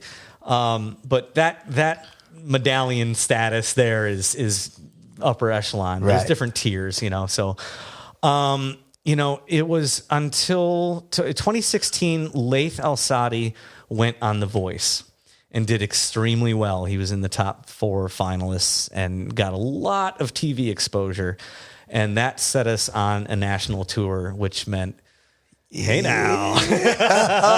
So that was the moment. And still, I was very coy and I don't assert myself. I think I was at NAMM in January of 2016. Laith was still on The Voice, and we were gearing up we knew that this was already like going to happen, because if you get far enough, he was on every episode of the season. So you were LA based now, right? Yeah, okay. This was 2016. And Laith was Michigan Yeah, base and still. he was doing well enough regionally in the Midwest to be able to fly me out for strings of dates and stuff. So he still wanted me to be his drummer. I was still valuable. Yes. And warm and squidgy, you know. So I must be doing something right because people want to fly me out to stuff, and that's great. So he did the voice. He did really well. I went to NAMM, and I'm like, you know, there's going to be a lot of... I think the way I posed the question, I was very coy about, like, the guy that... And his name, I can't remember off the top of my head right now. He's no longer with DW, but super nice guy. I'll think of it. But I was talking with him. I'm like, hey, you know, I'm going to be doing this tour with Laith, and there's going to be, some cities where I'm not going to be, you know, the way logistically it's going to work, I'm going to need... backline. Right. And he's like, oh, yeah, well, yeah, then just make the call to the backline. I'm like, well, I sort of don't have an official endorsement with you guys. It's like, what? He was just like dumbfounded that, like, you know, because I've been playing DW since I think 1998. Wow. So the thing about me going after and lobbying for relationships with these manufacturers, I don't, like, if I don't play it, if I didn't land the DW endorsement, I'm still going to be playing DW because I love what they do. I love what John Good has done. True. With the innovation. I mean, we can get in, we can bore the hell out of people with some the wood and the grain, you know, the way orientation. The way it's layered. It gets really nerdy real quick, but it's so awesome. What drums do you have? Oh man, I have a lot of drums. No, but the main DW that you're playing with. Well, I have a DW maple kit, that collector's series kit, that is a silver sparkle with black hardware that I've had since 1998. And I will never get rid of that kit. And you take that collector's kit on the road with you? I keep that as my live kit in LA.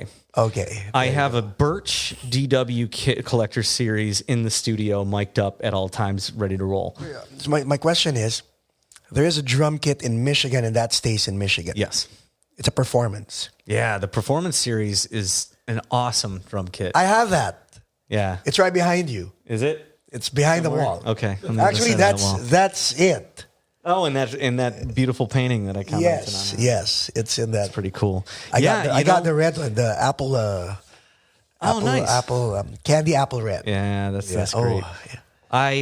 DW did they held their, they were only doing the collector's series for a long time, and it was just like, if you were playing DW, you were playing a kit that was just ridiculously expensive and well worth every penny.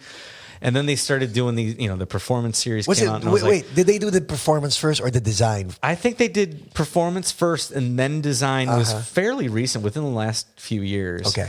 And I was like, oh no, I was kind of like weirded out by it, like, oh, you're gonna tarnish the upper the top shelf reputation. No, man, those kits are still so good, and the Performance kit worked out so well. I love the Performance. My band's vocalist has a collector's. Mm-hmm. He never takes that on the road. So I said, I'm just gonna buy a Performance. Yeah. I've always wanted to buy a collector's. Yeah. But I don't think it's worth me taking on the road. Yeah. There's certain kit, like my Birch kit that stays in the studio. It's like naked wood. It's a satin oil natural finish. So it's not meant to be taken out of the studio environment. Right. And I'm actually going to probably part with that kit soon, just for the sake of freeing up space for the new kit that me and John are designing for my studio. It's still very surreal that I'm with DW and I get to go to Oxnard and sit down in John Good's office as if I'm somebody like John does a lot of videos on YouTube where it's like Mick Fleetwood is sitting in the chair across the desk and they're designing his new kit. John treats every endorser the same, and he makes.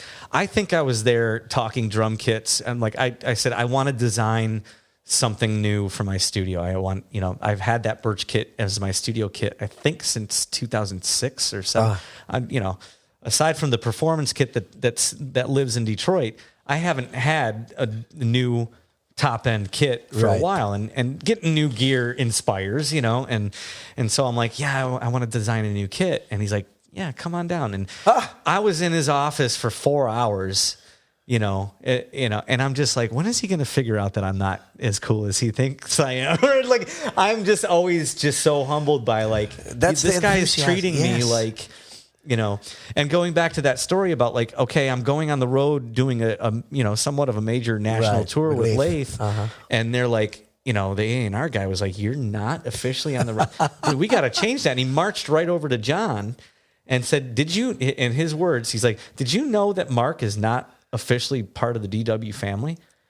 And John he's so calm and clicked. He's like, write up the paperwork on Monday. And I was on cloud nine. I'm still on cloud nine. It's been, I think 4 years now this month that I signed the paperwork with DW, and it's just a dream come true, because even if I didn't get that endorsement, I've been playing DW since 1998. And I'm going to continue playing DW no matter what. The reason why I started playing DWs is because of it's very easy to maintain, especially the performance. Yeah. You tune it, and then you just fine tune it. Yeah. Sometimes you don't have time to tune it. It's still okay. It's like pizza. It's still good even when it's it'll work. It's still okay. They have their sweet spot, and his passion for, he's the wood whisperer. Yes. When I was in his office this last time and talking about like, okay, what do we want for this?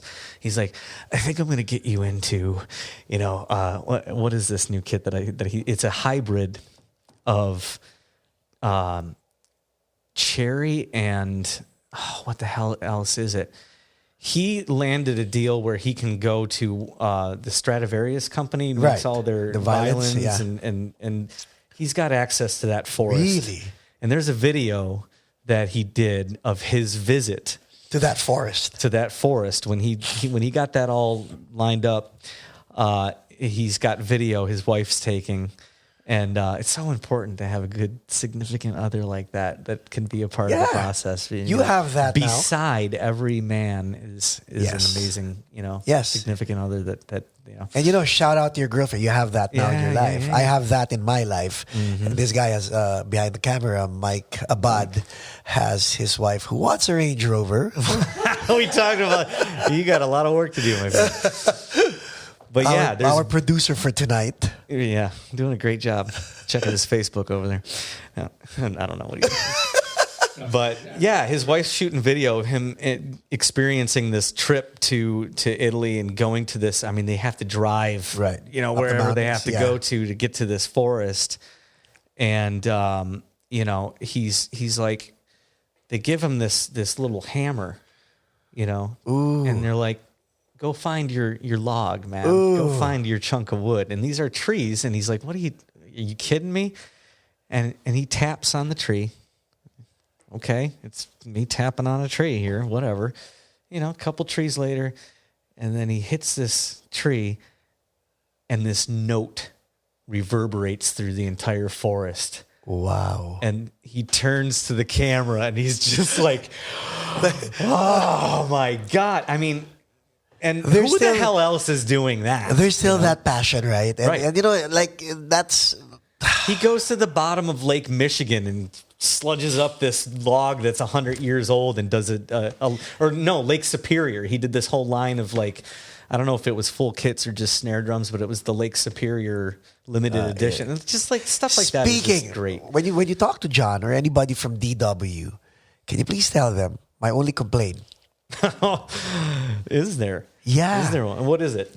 The lugs on my performance snare falls off randomly. What, the tension rods? Yes, the tension rods. And they back out? They because I'm a hard hitter. You add some finesse to your playing. No. I have that too, but... Well, I mean, it could be... there's situations where I have snares where I put the lug locks on it. Right. Because I tune it low or whatever. I don't know where you're tuning it, but it can back out. But I couldn't find it anywhere. What? Those, because for the performance, the size of the snare is very different from the ones they sell at Guitar Center. Okay. So you So can't. what, they have a different length of tension rods? I can hook you up. Hook me up with that. I'll talk to John. I was about because it was so funny. I played Universal City Walk, and so Center Staging provided Of course they did. Yes. my kit. So I asked for the same drum kit. Yeah. And I was like telling my roadie, Snag one of those. you got to tension boost one of those tension. And they got extras in the shop over there at Center Staging. Isn't that they so wouldn't weird? miss Like it. that's my only complaint. Like, Well, like, that's the only thing. But, you know. So yeah. DW, Well, they make great stuff, and very great stuff. This new kit that I'm designing with John is going to be amazing. As soon as I free up the space, and I don't like parting with any gear, you know, but I got to make space. Space is a hot commodity in this town, and I would love to keep my Birch kit, but it served me well, and it's time to move this new hybrid amazing kit that's going to be custom built by John Good. My God, this is amazing. How wild! Now let's go back, from rural boy Mark Damian to LA hipster Mark Damian. Is that what I am now? That was quite a journey, man. Oh yeah. You know, like what are your mom and dad saying about you now? Well, you know, dad is old school. Dad is, you know, moved from the old village of Poland to, you know, the promised land to build cars and provide for his family. He's got a different, you know, I'm the only creative, like I said, I'm the only creative or musician type in the family. And that's hard because there's not, you know, there's a conversation there's a there. tough, limited understanding Yes. of and there's concern. I mean, you know, they ask football players, you know, professional football players, would you let your son play football? And the answer is usually no. Yeah. And I would probably say the same thing. This business, if you go in head first, like you have to. You can't have a plan B, really. No. And it's dangerous. You know, I hope everybody's listening to that because that was I got it because I keep this readily available. If you're hip to the Hunter S. Thompson quote, no, he was a journalist back in the heyday of rock and roll. He has this great quote: "The music business is a cruel and shallow money trench, a long plastic hallway where thieves and pimps run free and good men die like dogs. There's also a negative side." It's one of the greatest quotes because it's so damn true that it is a money pit. Yeah. You have to spend and spend and spend. Yes. And there's these great memes online about like... Did you read it? Go. Well, you know, you're the only idiots that land $100 gig and spend $5,000 on your equipment to get, you know, stuff like that. Yeah. It doesn't make any sense what we do. We do it anyway. And we do it anyway because you have to love it. You have to love the creative process. You have to love everything about it. Because if you don't, you're just gonna, you know, either fade out and get a respectable job. Like everything you see around, like everything you see around you right now. Mm-hmm. I mean, and then you wonder. And it takes years to build it up, and things are more accessible now. Like, you know, the late '90s boom of home studio. Like you don't have to go to Ocean Way anymore to get like, there's good reason to go to Ocean Way and get an amazing drum sound. But if you can't, you can make do with a small studio in North Hollywood where I have my stuff, you know. And, you know, that little spot where I'm at is also like I walk out to take a break and across the street from me is another practice facility that like, you know, there's Billy Idol. Cool. There's Blondie. Garbage rehearses there. I'm like, geez. You know, and Slash and Zakk Wylde, they store their gear there and they rehearse there. And you're just constantly surrounded by some really, really cool stuff. Okay, so now, that being said, family back there, full-time musician. Yeah. Are you still... the folks worry. They never stop worrying. Mom is always concerned. Of course. But how about you? Like, I'm always worried too. Do you catch yourself going, there's no plan B. This is my gig. Well, look, I have other stuff that I do, and it's all, music related. Entertainment industry. Entertainment. I have a foot in film and television stuff. With the scoring stuff that I do. Not so much scoring. Audio related stuff. Audio. Yeah. Okay. Yeah. When I was struggling my first year here, a longtime buddy, you mentioned earlier off camera, off audio here that you have a friend that you've known since birth. You know, I have one of those too. It's a rare thing. And since you were 3. Since I was 3 or 4 years old. I mean, I remember carpooling to kindergarten. He was in first grade. I was in kindergarten. He's a year older than me. But my good friend Gary, and we grew up together. And he started doing documentary films and did a great documentary on the birth of techno out of Detroit called High Tech Soul. The movie did very well. And he started pitching TV shows, and he landed a TV show called Startup. Okay. That profiles entrepreneurs across the country, kind of, you know. And he did season 1, and he asked me what I thought because he respects my opinion as a close friend and somebody that has, you know, a sense for, you know, the technical aspects of, you know, the entertainment stuff. Right.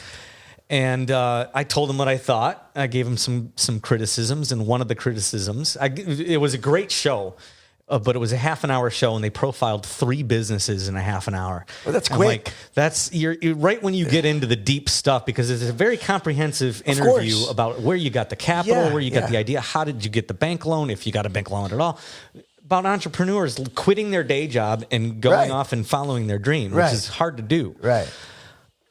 By the time he got into the good stuff, it was over. He was on to the next. I'm like, you got to narrow it down from 3 businesses to maybe 2, you know, and your audio's not up to par. It doesn't sound very good. And everybody was in the learning process of how to put together a TV show. The nice thing, the cool thing about Detroit is people have this do it yourself if you want it done right, you know, and a good work ethic to make things happen like that.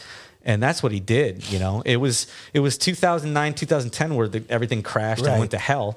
And he saw all these entrepreneurs, these coffee shops popping up, and these people just like doing these mom and pop style, like do it yourself kind of things. And he's like, well, how the hell are these people doing it in such a terrible time for the economy?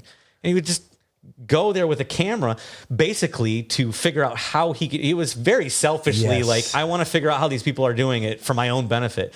But then he's like, is there a TV show like this? This is reality television at its best, because it's got substance and it's not scripted. It's very, you know, and of course he pitched it to some networks and they wanted to script it and ruin it. And then it landed on, you know, PBS said, oh, we love this. Do it. Produce it. The way Gary. We're not going to touch it. Okay. And he did that first season, you know, shoestring budget. He got the sponsorships and went out and did it. And he asked me what I thought, and I told him, and he's like, well, what do you think about mixing the show, doing our audio post? And I'm like, I don't know. I've been mixing songs and records and doing that stuff for a long time now, but I don't know anything about broadcast specs and, you know, network standards on that stuff and dialogue editing and all that crap. I don't know anything about that. And I'm out in LA trying to be a drummer, you know. This is not really something that I need to be splitting off into.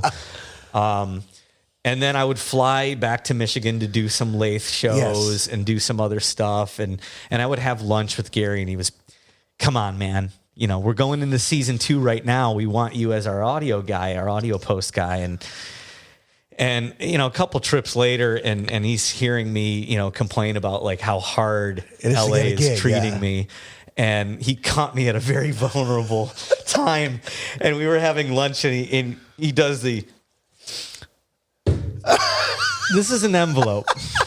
It's got a check in that envelope, and it's for a whole season, 13 episodes worth of audio post work. Take it or leave it. I'm like, okay, fine. So sink or swim, I had to figure out how to, you know, mix a TV show. And now we're 8 seasons later, and, you know, I eventually became the field audio guy. So now I'm doing the tours and going to locations and doing their field audio, because I kept on complaining about, like, who the hell is doing your field audio? So you have this and you have that. Yeah, and then I realized what I was complaining, but like it's a hard job. Right. Like you're not in a controlled environment. So you're gaffing You're recording. Now. Yeah. in locations that are not optimal for, you know, you're in echo chambers of like, you know, rooms, or you're, you know, adjacent to an airport that's got, you know, it's just, there's stuff that you don't think about, you know, when you get out of the studio and do it on location. So it's not you're right. Not a controlled environment. So I've been their field audio guy since season 4. I've been their audio post engineer mixing the show since I think season 2 or 3. And then, you know, somewhere along the line, season 5 or something, they start shooting in 4K, and they've got drone operators that are getting these great shots. I'm like, if you use that same stock crappy music that you're spending $100 a year on, like, and it's just terrible, I'm not going to be a part of this thing, man. You're getting these awesome visuals, and you're going to put crap music to it. So what'd you do? You scored it? I lobbied for the music supervision role, and I got it. So I'm also the music supervisor, and I do get my own cues that I slip in there and get some, you know, stuff on the back end. But you know, being spread thin, it's hard. Like they didn't know where to get music. I didn't know where to, like, I'm watching shows on HGTV, DIY Network, and CNN. Huge Anthony Bourdain fan. And it crushed me when he died. And I used that show as like the benchmark of what I wanted. Their sound, their musical choices, even their tempo. Their tempo. Well, I only have a certain role that I can you know, play in the editing of you know, how the show is put together. But I used that show as the benchmark for the quality that I wanted to turn out. And you just start doing things like reading the credits at the end of your favorite shows and seeing where they get their music from. Lo and behold, that's what those credits are for, you know? Who's doing their music? Well, they're getting it from a library. Well, what's the library? APM Music in New York. Okay, make the call. And I got 3 quotes. Again, you know? That's your attitude of going back to where, remember we were talking about this band, where did this band get its sound? Go back. You got to just do your research and figure out what, when you think somebody's work is awesome, figure out how they're doing it, you know? And it's not rocket science, and people are very talented at what they do. It's hard to match sometimes but you can sure as hell try, and you can figure out, well, and APM Music was a little out of our price range, so I couldn't get that deal penned.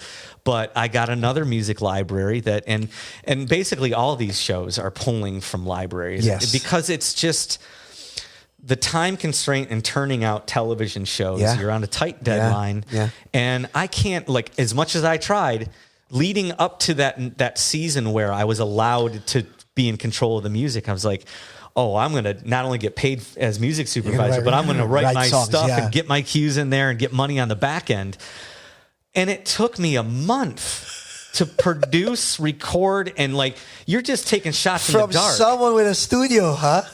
It takes a long time. True. And all you need is like 30 seconds. True. I never use a piece of music that's longer than a minute and a half. Is like a long time to have one piece of music going. You know, you start to learn, well, a half an hour show, I usually use 40 cues. And you start to do the numbers and figure out what you normally use, how long these cues are.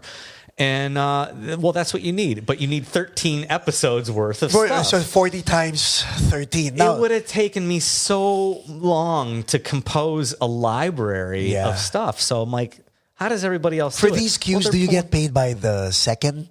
You get paid by duration, yeah. Okay. And that's how it works in the film trailer world, too, which I'm a part of. I got a lot of irons and a lot of fires. And film trailer world is another different one. It's like, you know, that you're doing a ton of work on the front end and just hoping, you know, it's not a comfortable position to be in, although you have leverage because you submit your libraries of whether it's short sound effect, like, you know, they have clever names for all these things. If you watch enough trailers, they're all the damn same. There's a cookie cutter approach to here's your in a world, you know.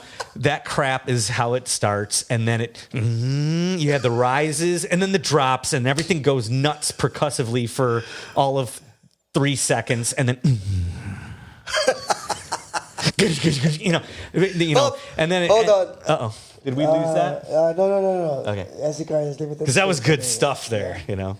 We're down. Yeah. No. We're Okay, still did good. we capture No, that? we're still That good. We're still quality. good. Yes. Okay. Yes. We're But still yeah, good. and then it ends with the you know. Yeah. So you just create those sounds. You make them as new and as powerful, and you got to make sure that the speakers are exploding because that's what the Right. music supervisors for film trailers want. And you submit your library and forget about it until you get a phone call you or got an paid. email saying, well, here's where the leverage is. And this is the only area of the industry of entertainment where the leverage is on the composer's side. Because how it works is the music supervisor spends days, if not weeks, putting together this trailer for the studio that hired that. Right. I always thought that, you know, if Warner Brother Pictures or whoever, Universal Pictures or Paramount, if they put a movie out, they're doing the trailer too. No. They hire that out. There's all these different companies, trailer companies. There's gazillions of them in town. And, you know, that's where my sound library goes to is all those guys. And they have to be tagged properly with catchwords so that it's in their database. So when they're putting this trailer together, they're pulling up, you know, all these weird noises and shit, right? You know, so my stuff gets placed in there amongst probably 50 other, you know, things. And the work has been done. So the last thing they want to do is redo something because you know, and there's kind of a lot of money in the film industry. It's where all of the money is, and they're like, how much for? We use this cue, that cue, and the duration is 4 seconds here, 10 seconds there, and there's a 20-second one there. That's gonna be good. And you give them a quote. You give him a quote. Yeah. You're like, based on what? I don't know. I don't deal with a lot of that. Remember we were talking about Wilson Phillips? Yeah. The guy Troy, who was their touring guitar player, has a company called Alloy Tracks. Oh, he's your publisher. And he's the facilitator. He was a composer for a long time, but now he's got so many people like myself that submit to his library, and he plays. So he's the aggregate that. And he's like, mate, you got to get me more sounds, you know. And I'm like, okay, you know, but it's a blank page, man. Like you don't know. Like I'll watch some trailers and try to get a feel for what these music soups are looking for sound wise, and I'll just try to recreate them, and it always sounds different. Yes, even though you're trying to copy something per se, but you just make all these wackadoodle noises or these sequences of like sad piano things or whatever, and you just put them in a library and give them to Troy for LA Tracks, and then I could be on the road in like Boise, Idaho, and get an email saying, hey, boom, they want, you know, that you place this, that, and the other thing. I let him deal with like. He knows how much we can get. And Troy makes how much? I'm sure I don't care. I'm getting mailbox money, man. Okay. That's a term in LA that we use for this kind of thing. Mailbox money is awesome. Now let's recap. Where are we going now? No. What do we got? Well, pretty much, this is because at the beginning of this conversation, I was interviewing a drummer. At the end of this conversation, I'm interviewing an entrepreneur. in the sense, yeah. Right? In the sense, yeah. And I am just now this is your origin story, which means I want you back. Oh. Because you're living the dream. Oh man, we didn't get to the not even, right? We didn't get to the downtrodden, substance abusing, self-medicating, like depressing we'll stuff that happens. Of course, we'll get to that. I mean, but what because that's the real stuff. Oh hell yeah! But you know what? This is, and again, like you coming here was already inspiring in itself. You telling your story. I mean, who would have known? Like we're on to what, 4 hours? Yeah. Didn't even feel like 4 hours. Seriously, did not even feel like 4 hours. This is the perfect podcast for someone going on a road trip. Seriously, because I've learned so much from you, and I'm older than you, but I've learned so much from you, and I really appreciate you. And well, I appreciate so this is having the opportunity to talk about all this stuff. Yeah. And thanks to our producer, Michael Abad, also for That's making the this connection happen. right there. Yes. Sold that guy a snare drum, and next thing I See? know, I'm talking for 4 hours about my life story. See? But of course, bright side, there's a dark side, which means an A side has to have a B side. So Yin and yang. Yeah. I'm committing you on video and on audio to come back. I'd be more than happy to. Yeah. Can we do that? Yeah. Yes. How soon you want me back? What are you doing tomorrow? soon, before you go on the road again. Yeah. Ladies and gentlemen, please don't forget to go to the link in the description and please follow Mark Damian.